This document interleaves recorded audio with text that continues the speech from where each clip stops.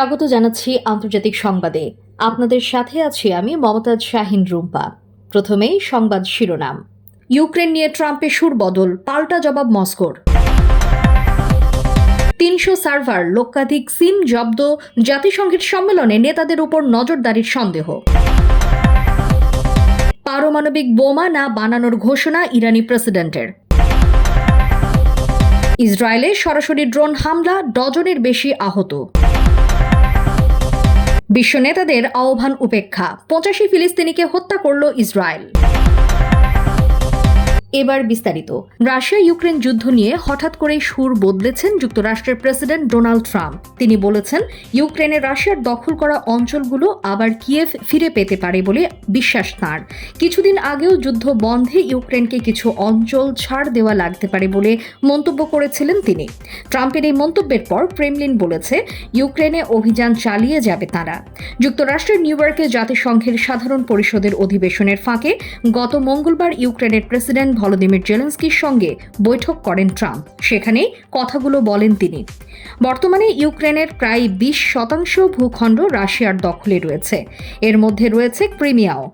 ২০১৪ সালে ইউক্রেনের রুশপন্থী সরকারের পতনের পর উপদ্বীপটি দখল করে নিয়েছিল রুশ বাহিনী। জেলেনস্কির সঙ্গে বৈঠকের পর সামাজিক যোগাযোগ মাধ্যম ট্রুথ সোশ্যালে ট্রাম্প লেখেন, রাশিয়ার প্রেসিডেন্ট ভলোদিমির পুতিন এবং রাশিয়া এখন বড় অর্থনৈতিক সমস্যার মধ্যে রয়েছে। ইউক্রেনের পদক্ষেপ নেওয়ার এখনই সময়। তিনি মনে করেন, ইউরোপীয় ইউনিয়নের সমর্থনে বর্তমানে লড়াই করার এবং নিজেদের প্রকৃত মানচিত্রের পুরো অংশ ফিরিয়ে আনার অবস্থানে রয়েছে ইউক্রেন। ট্রাম্পের মন্তব্যের প্রশংসা করেছেন ইউরোপীয় ইউনিয়নের পররাষ্ট্রনীতি বিষয়ক প্রধান কাজা কালাস। বুধবার তিনি বলেন, এটি খুবই জোরালো বক্তব্য।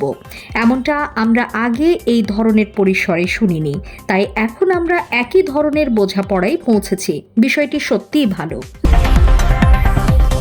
যুক্তরাষ্ট্রের নিউ ইয়র্কে জাতিসংঘের সাধারণ পরিষদের সম্মেলনে চলার সময় বিপুল পরিমাণ সিম কার্ড এবং সার্ভার জব্দ করেছে যুক্তরাষ্ট্রের সিক্রেট সার্ভিস।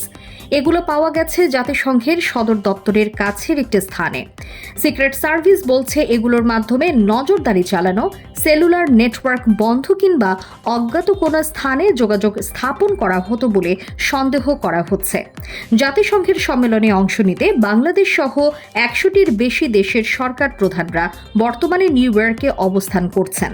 সিক্রেট সার্ভিসের এক কর্মকর্তার বরাত দিয়ে নিউ ইয়র্ক টাইমস জানিয়েছে, স্থানীয় সময় মঙ্গলবার জব্দকৃত সরঞ্জামের মধ্যে আছে ১ লাখের বেশি সিম কার্ড এবং ৩০০টি সার্ভার। এই নেটওয়ার্ক ব্যবস্থার মাধ্যমে প্রতি মিনিটে ৩০০ মিলিয়ন খুদে বার্তা পাঠানো যেত। তবে কোন স্থানের সঙ্গে যোগাযোগের জন্য নেটওয়ার্ক ব্যবস্থা তৈরি করা হয়েছিল তা অজানা।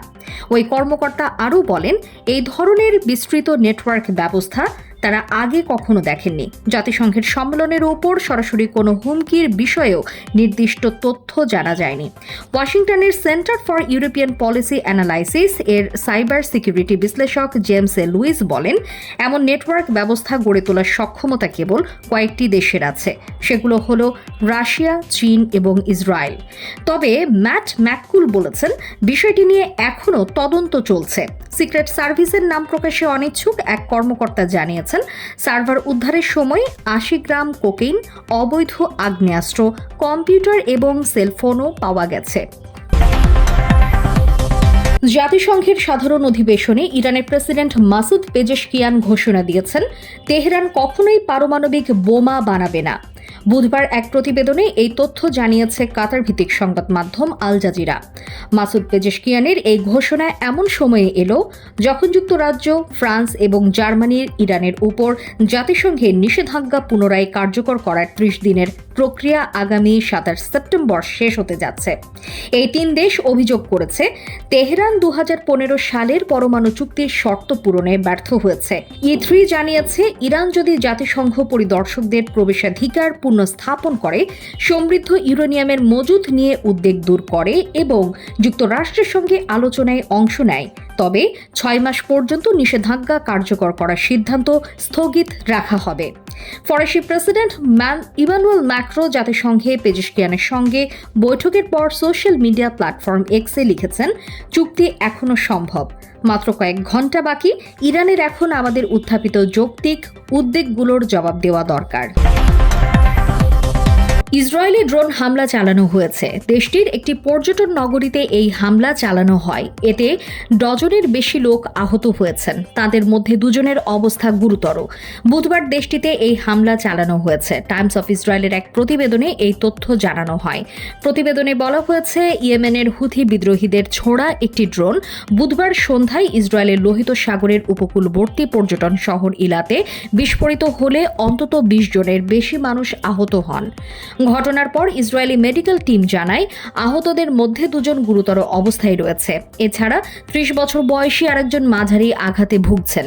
এই হামলায় আরও 19 জন আহত হয়েছেন। তাদের বেশিরভাগই শারপনেলের আঘাতে জখম হন।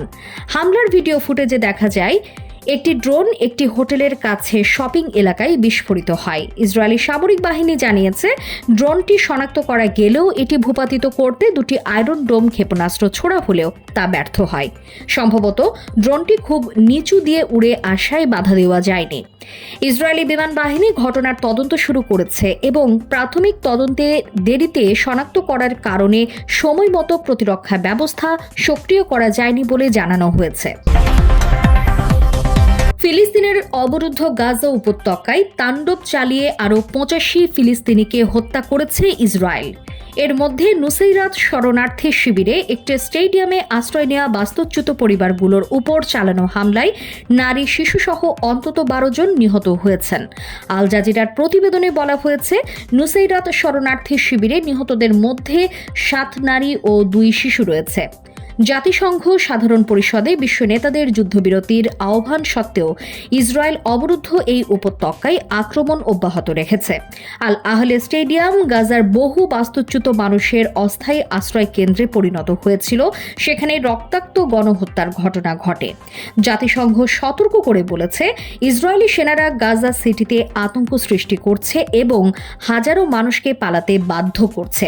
তবে ইসরায়েলি সেনাপ্রধান ইয়ার জামির দাবি করেছেন, নিরাপত্তার স্বার্থে ফিলিস্তিনিদের দক্ষিণ দিকে ঠেলে দেওয়া হচ্ছে। তবে জাতিসংঘের অনুসন্ধান কমিশন বলেছে, ইসরায়েলের কার্যক্রম আসলে গাজায় স্থায়ী নিয়ন্ত্রণ প্রতিষ্ঠা এবং পশ্চিম তীরে ইহুদির সংখ্যাগরিষ্ঠতা নিশ্চিত করার উদ্দেশ্যে পরিচালিত হচ্ছে।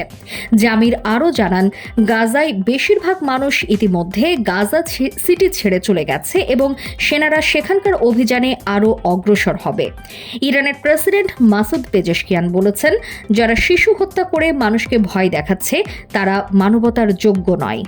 সিরিয়ার প্রেসিডেন্ট আহমদ আল সারা অবিলম্বে যুদ্ধবিরতির আহ্বান জানিয়ে বলেছেন, আমরা গাজার জনগণের সঙ্গে আছি, এই যুদ্ধ এখনই থামাতে হবে। আন্তর্জাতিক অঙ্গনে সর্বশেষ সংবাদ পেতে আমাদের ইউটিউব চ্যানেলটি সাবস্ক্রাইব করে রাখুন। আমাদের সাথে থাকার জন্য আপনাকে অসংখ্য ধন্যবাদ।